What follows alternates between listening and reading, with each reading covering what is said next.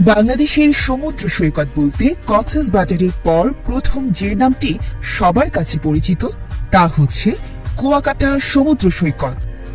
18 kilometre দৈর্ঘ্যের নৈসর্গিক সৌন্দর্যে ভরপুর কুয়াকাটা পর্যটকদের কাছে সাগর কন্যা হিসেবে পরিচিত।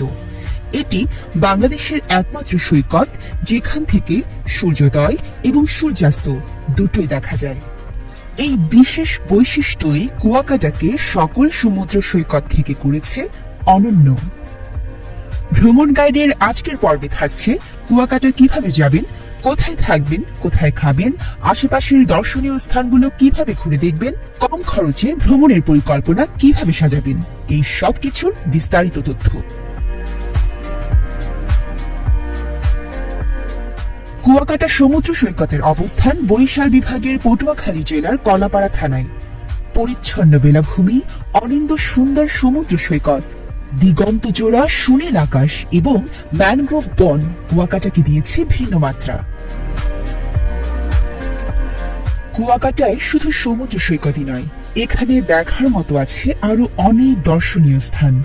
পূর্ব ও পশ্চিমের ঝাউবন, 3 নদীর মোহনা, লেবুর চর, গঙ্গামতির জঙ্গল, লাল কাঁকড়া দ্বীপ ও সবুজ অরণ্য উপভোগের সাথে সাথে পাবেন সুন্দরবনের একাংশ দেখার সুযোগ, কিংবা কুয়াকাটার ঐতিহাসিক কুয়া, বৌদ্ধ মন্দির কিংবা দুর্গম চর বিজয় অভিযানের জন্যও কুয়াকাটা বেড়াতে যেতে পারেন। কিভাবে কুয়াকাটার সব দর্শনীয় স্থান ঘুরে দেখবেন তা নিয়ে বিস্তারিত ভ্রমণ পরিকল্পনা পাবেন ভিডিওর শেষের দিকে। পদ্মা সেতু চালু হওয়ায় সড়ক পথে ঢাকা থেকে কুয়াকাটা অনেক কম সময়ে ও সহজে যাওয়া যায়। ঢাকা থেকে কুয়াকাটার দূরত্ব প্রায় 280 কিলোমিটার। বাসে যেতে সময় লাগবে প্রায় 6 থেকে 7 ঘন্টা। ঢাকার সায়দাবাদ, আব্দুল্লাহপুর, আরামবাগ অথবা গাবতলী বাস স্ট্যান্ড থেকে Sakura Paribahan, Shyamoli, green line, Eurocoach, Hanif, TR travels সহ আরো অনেক পরিবহনের বাস সরাসরি কুয়াকাটা যায়। নন এসি বাসের ভাড়া 750 থেকে 900 টাকা এবং এসি বাসের ভাড়া লাগবে 1100 থেকে 1600 টাকা। নদীপথে সদরঘাট থেকে সরাসরি কুয়াকাটা যেতে না পারলেও বরিশাল অথবা পটুয়াখালী গিয়ে সেখান থেকে বাসে কুয়াকাটা যেতে পারবেন। আপনি যদি লঞ্চ ভ্রমণের অভিজ্ঞতা নিতে চান তাহলে একটু কষ্ট হলেও ভালো একটি লঞ্চে ভ্রমণ আপনার জন্য আনন্দদায়ক হবে। সদরঘাট থেকে প্রতিদিন সন্ধ্যায় পটুয়াখালী যাবার লঞ্চ ছেড়ে যায় এবং সকাল 7টার দিকে পটুয়াখালী পৌঁছায়। লঞ্চ ভাড়া ডেক 400 থেকে 500 টাকা, সিঙ্গল কেবিন 1300 টাকা, ডাবল কেবিন 2400 টাকা, ভিআইপি কেবিন ভাড়া 7000 টাকা। পটুয়াখালী লঞ্চ ঘাট থেকে অটোতে বাস স্ট্যান্ড গিয়ে লোকাল বাসে যেতে হবে কুয়াকাটা। যেতে সময় লাগবে 2 ঘন্টার মতো, আর বাস ভাড়া 150 থেকে 160 টাকা। এছাড়া সদরঘাট থেকে সন্ধ্যার পর বরিশালের উদ্দেশ্যে একাধিক লঞ্চ ছেড়ে ভোরে বরিশাল পৌঁছায়। বরিশাল লঞ্চ ঘাট থেকে রূপাতলী বাস স্ট্যান্ডে গিয়ে কুয়াকাটা যাবার বাস পাওয়া যায়। বাস যেতে সময় লাগবে 3 ঘন্টার মতো। বাস ভাড়া 180 থেকে 250 টাকা। কক্সবাজারের মতো এত আবাসিক হোটেল রিসোর্ট না থাকলেও কুয়াকাটায় আপনার বাজেট অনুযায়ী হোটেল বা রিসোর্ট পেয়ে যাবেন। মোটামুটি বাজেটের হোটেলে থাকতে আপনার খরচ হবে 2000 থেকে 3000 টাকা। কম বাজেটে থাকার জন্য দুজনের জন্য রুম পেয়ে যাবেন 1000 থেকে 2000 টাকায়। বাজেট যদি আপনার সমস্যা না হয় তাহলে চলে যেতে পারেন শিকদার রিসোর্টের মতো অভিজাত রিসোর্টে।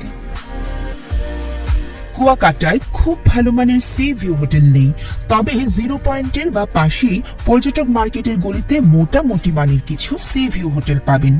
থাকতে খরচ হবে সিজন অনুযায়ী 1500 থেকে 3000 টাকা। ছুটির দিনগুলোতে হোটেল রুম পেতে একটু সমস্যা হলেও বাকি সময় কুয়াকাটায় হোটেল রুম সেখানে গিয়ে যাচাই করে নিতে পারবেন। তবে ছুটির দিনে অথবা পরিবার নিয়ে গেলে আগে থেকে বুকিং করে যাওয়া ভালো হবে। কিছু ভালো হোটেলের নাম ও যোগাযোগের তথ্য ভিডিও ডেসক্রিপশন থেকে দেখে নিতে পারেন।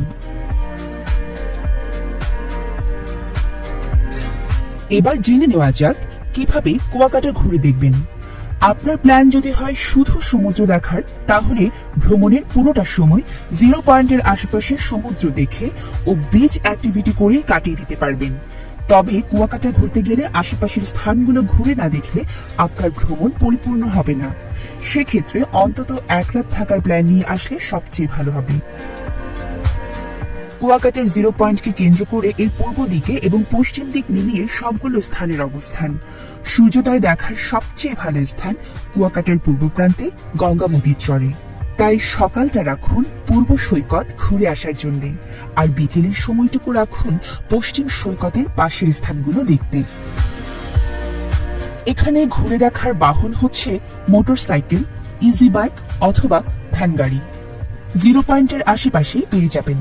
আপনি কোন কোন জায়গা ঘুরে দেখবেন তার উপর নির্ভর করে প্যাকেজের দরদাম করে নিতে হবে। মোটামুটি সবগুলো জায়গা ঘুরে দেখতে 1000 থেকে 1500 টাকার মতো খরচ হবে। তবে একটা বিষয় মনে রাখবেন, এইখানে প্যাকেজে অনেক স্পটের নাম থাকলেও আদতে তেমন কিছুই নয়। অনেকগুলো স্পট শুধু নামেই আছে এবং তার মধ্যে কিছু স্পট কুয়াকাটা 0 পয়েন্টের সাথে হাঁটা দূরত্বে অবস্থিত। এখানে ঘুরে দেখার জন্য মোটরসাইকেল সবার কাছে জনপ্রিয়। এক বাইকে 2 জন যেতে পারবেন। প্রথম দিন বিকেলের আগে চলে যান কুয়াকাটার পশ্চিম প্রান্তে। সমুদ্রকে একপাশে রেখে সৈকত দিয়ে এই ভ্রমণ আপনাকে বিমোহিত করবেই। এই সময় দেখতে পারবেন ফিশ মার্কেট, শুটকি পল্লী, লেবুর বন, লাল কাঁকড়া বিচ, ঝাউবন ও 3 নদীর মোহনা। বিকেল থেকে সন্ধ্যা এই জায়গাগুলোতে ঘুরে ঘুরে কাটাতে পারবেন। ফিরতি পথে লেবুর বনে বসে সূর্যাস্ত উপভোগ করে ফিরে আসুন কুয়াকাটায়। এই সব জায়গাগুলো ঘুরে দেখতে 2 থেকে 3 ঘন্টা সময় হাতে রাখুন।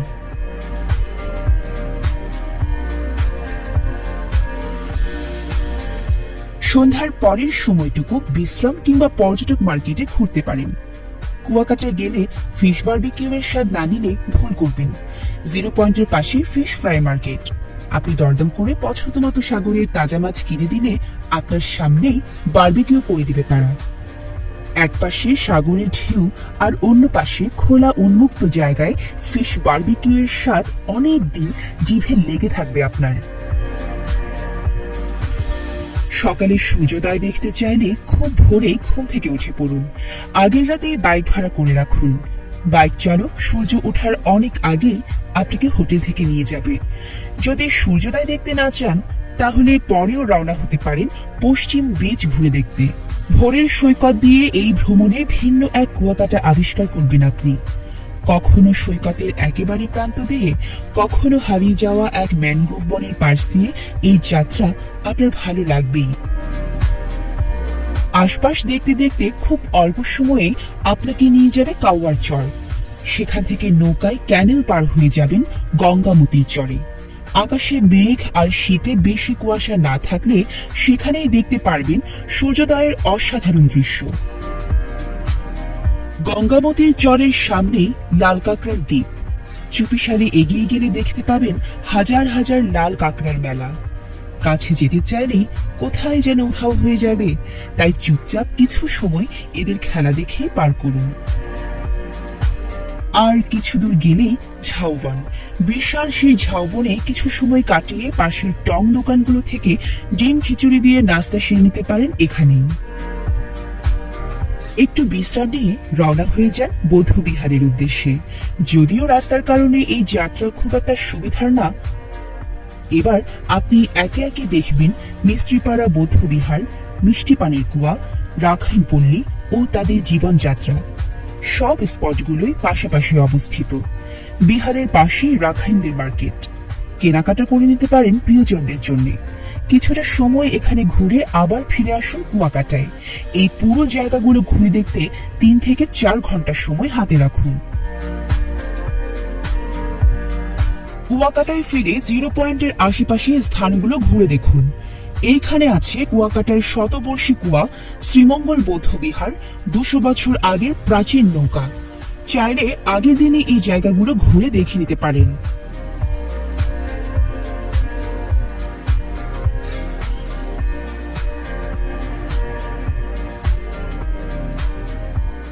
এছাড়া দিনের একটা সময় রাখতে পারেন ট্যুরিস্ট বোটে করে সুন্দরবনের অংশ ফাতরার চর কিংবা সমুদ্রের মাঝে চর বিজয় থেকে ঘুরে আসার।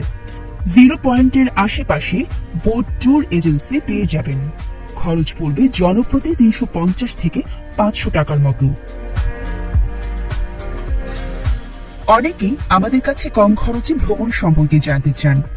2 জন 4 জন 8 জন এমন গ্রুপ করে বেড়াতে গেলে হোটেলে থাকা ও গাড়ি ভাড়া করার ক্ষেত্রে কিছুটা সুবিধা হবে। ছুটির দিন বা পিক সিজন ছাড়া ভ্রমণে গেলে হোটেল বুকিং, গাড়ি ভাড়া ও খাবার সবকিছুতেই ছাড় পাওয়া যায়। নন এসি বাসে গেলে যাতায়াত খরচ কমে যাবে। ন্যূনতম খরচের হিসাব করলে ঢাকা থেকে 2 দিন 1 রাত থাকার প্ল্যানে গেলে জনপ্রতি 4500 টাকাতে কুয়াকাটা ঘুরে দেখতে পারবেন। কুয়াকাটা ভ্রমণ নিয়ে যদি আরো কোনো প্রশ্ন থাকে তাহলে কমেন্ট করে তা আমাদের জানান। ভিডিওটি ভালো লেগে থাকলে শেয়ার করুন সবার সাথে, আর আমাদের ভ্রমণ গাইড চ্যানেলটি সাবস্ক্রাইব করা না থাকলে ঝটপট করে ফেলুন। পরের পর্ব দেখার আমন্ত্রণ জানিয়ে আজ এখানেই শেষ করছি। সবাই ভালো থাকুন ও নিরাপদে থাকুন।